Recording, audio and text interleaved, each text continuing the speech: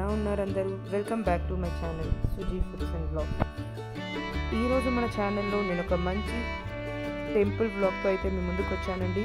చాలా ప్రాచీనమైన దేవాలయం, 200 సంవత్సరాల నాటి ప్రాచీన దేవాలయం గణేష్ గడ్డ టెంపుల్ బ్లాగ్తో అయితే మీ ముందుకు వచ్చానండి. మనకు ఈ పుణ్యక్షేత్రం అయితే తెలంగాణలోని పటాన్ చెరువు మండలం రుద్రారం గ్రామంలో అయితే కొలువై ఉన్నారండి వినాయకుడు. ఇక్కడ మనకు కర్ణాటక సరిహద్దు ప్రాంతం NH65 మీదుగా ఉంది దేవాలయం అయితే. ఇక్కడికి తెలంగాణ, ఆంధ్రప్రదేశ్, కర్ణాటక, మహారాష్ట్ర నుంచి చాలామంది భక్తులు తరలి వస్తారండి.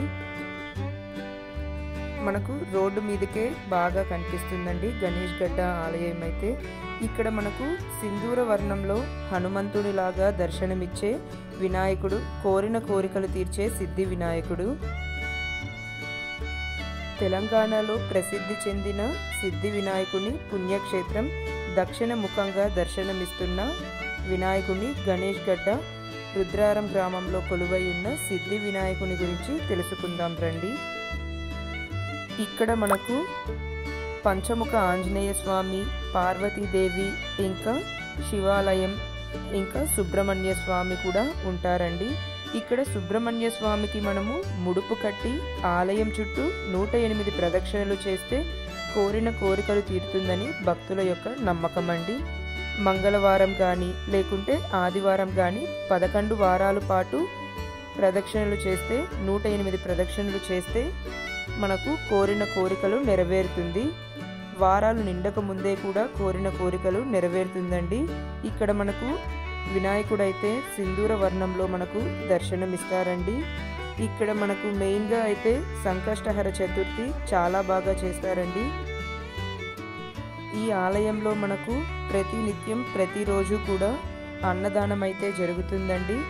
ప్రతిరోజు 500 మందికి పైగా భోజనం చేస్తారు.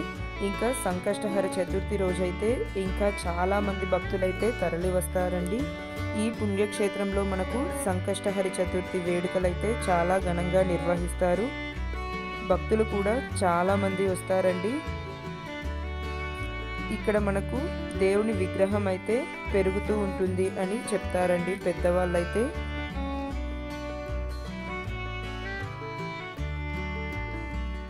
చాలా ప్రాచీనమైన పుణ్యక్షేత్రం అండి. ఇక్కడ మనకు వినాయకుడైతే చూడటానికి సింధూర వర్ణంలో ఉంటారు. ఇంకా ఇలా చూసారా ఎంతమంది ముడుపులు కట్టి స్వామిని కోరికలు కోరుకున్నారు. ఇలా ముడుపులు కట్టి మనము గుడి చుట్టూ ప్రదక్షిణం చేస్తే మన కోరిన కోరికలు అయితే నెరవేరుతుందని భక్తుల యొక్క నమ్మకం అండి. ఇక్కడ నవగ్రహాలు ఉన్నాయి. ఇక్కడ పిల్లలు లేని వాళ్ళు కూడా మొక్కుకొని ముడుపులు కడుతూ ఉంటారండి.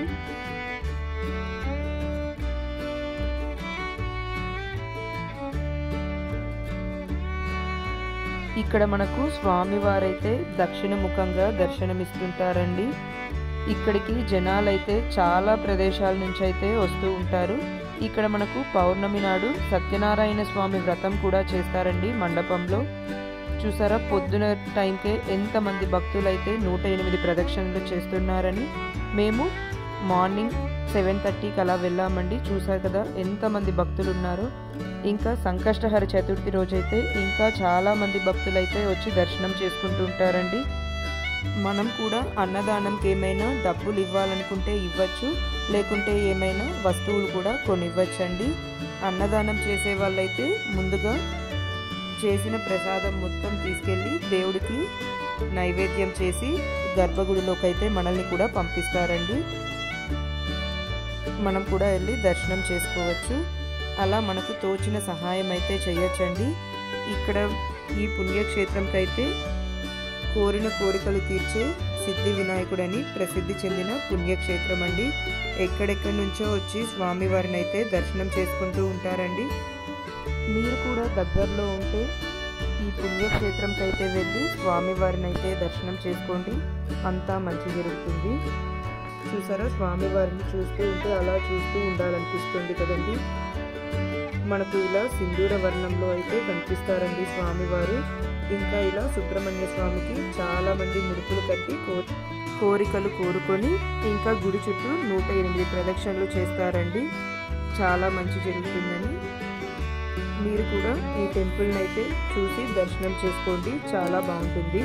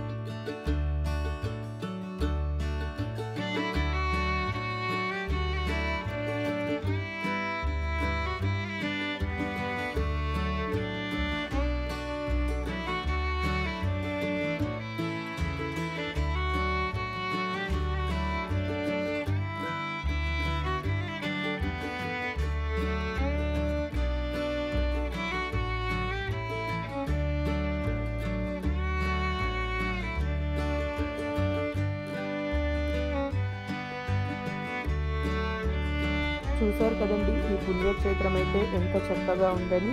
సో తప్పకుండా మీరు కూడా ఈ పుణ్యక్షేత్రాన్ని అయితే సందర్శించి స్వామివారిని అయితే దర్శనం చేసుకోండి, చాలా మంచిది. సో ఈ వీడియో కనుక మీకు నచ్చినట్లయితే లైక్ చేయండి, షేర్ చేయండి, అలానే మన ఛానల్ని అయితే సబ్స్క్రైబ్ చేసుకొని సపోర్ట్ చేయండి. Thank you for watching. మళ్ళీ ఒక ఇంట్రెస్టింగ్ వీడియోతో మేము ముందుకు వస్తాను.